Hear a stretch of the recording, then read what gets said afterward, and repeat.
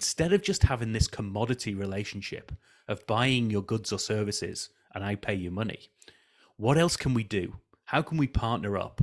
How can we be innovative in how we share value? Hi, and welcome to Helping You Perform. I'm your host, Paul Teasdale. Over a career working with high-performing teams from across the globe, including 7 years working with Formula One team McLaren, I've learned a lot about what it takes to drive results. In this weekly podcast series, I'm going to be bringing you tips, tricks, and insights from the world of Formula One that you can apply to your organisation for your high performance. Enjoy. Hi everybody, and welcome to another episode of Helping You Perform, where I bring my tips, tricks, insights, and stories from the world of F1 and help you accelerate your own performance.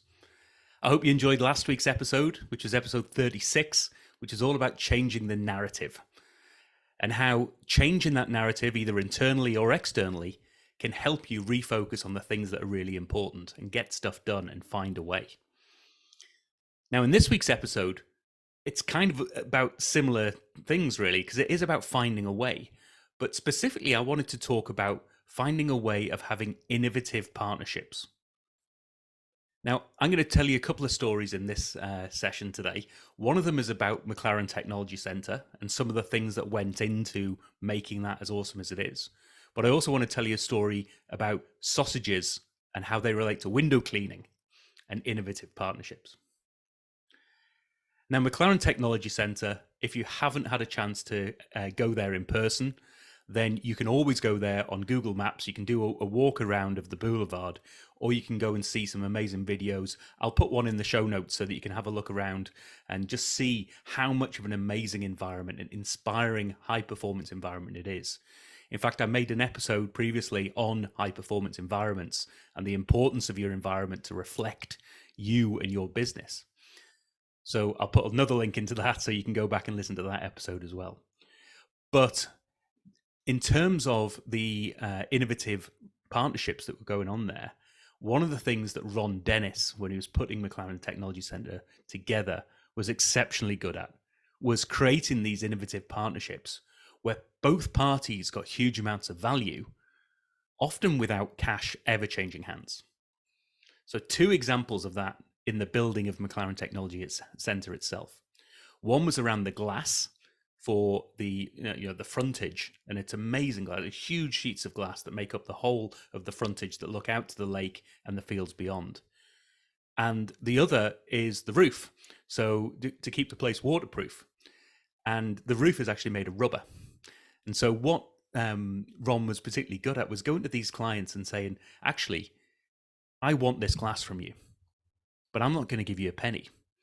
What I'm going to do is put your name onto the car, be a sponsor of the car, which would have cost you millions, would have cost you this huge amount that's of value to you. The glass or the rubber that you've got is of value to me.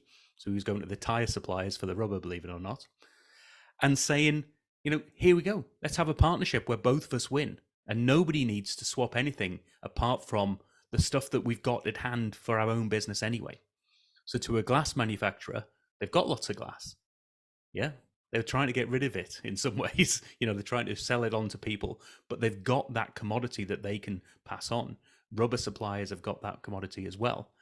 And what McLaren had was the advertising space and the advertising media in order to get that message out there about those clients as well. So without having to spend a penny on advertising, these companies got themselves associated with the car, and without having to spend a penny on glass or rubber, Ron Dennis and the team were able to build this amazing structure.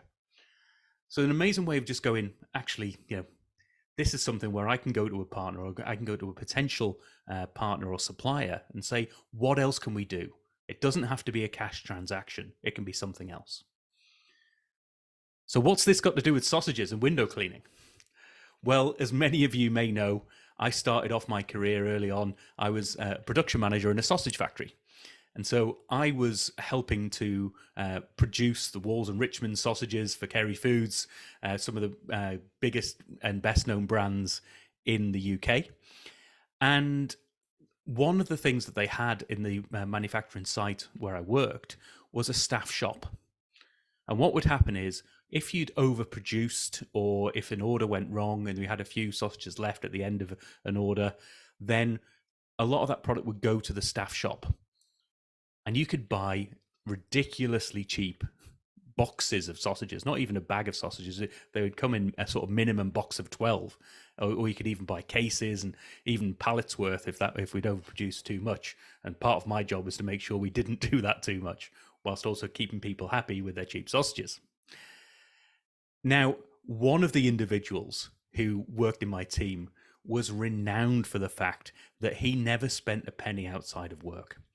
Because what he would do is he would buy his sausages from the staff shop.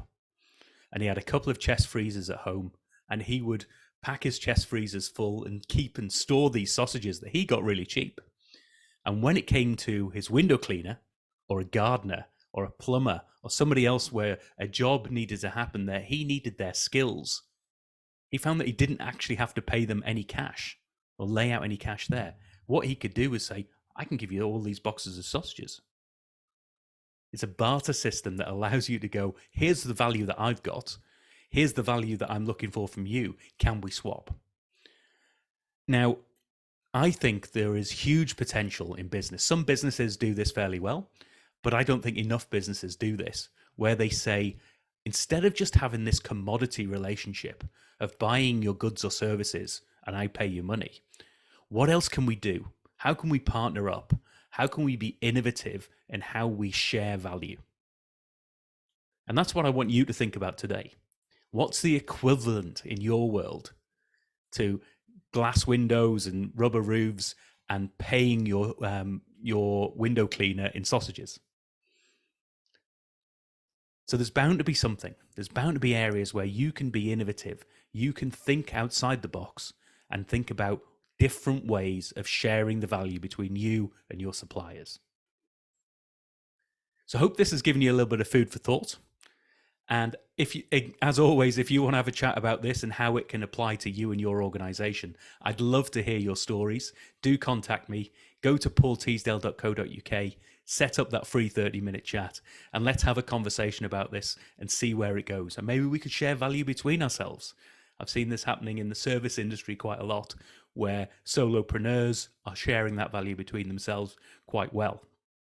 So have a think about that for yourself and tell me about your stories. Put some comments below as to how you're applying these principles and the value that you and your suppliers are getting out of this.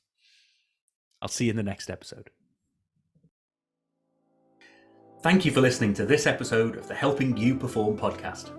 If you found value in this episode, please take a moment to like, share, or review the podcast. You can reach out to me at any time, either through LinkedIn or through my website at www.paulteasdale.co.uk. I look forward to speaking to you in the next episode.